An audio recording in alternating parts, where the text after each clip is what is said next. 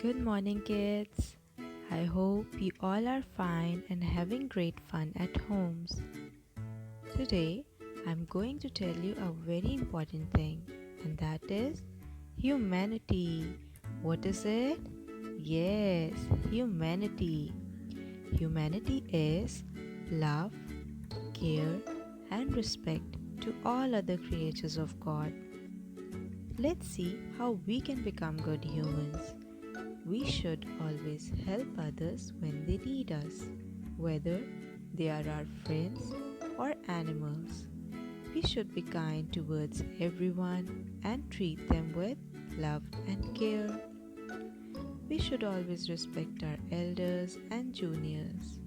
This is how we can become good humans and continue the chain of humanity throughout our lives. I hope you enjoyed this video. See you next time. Goodbye and take care.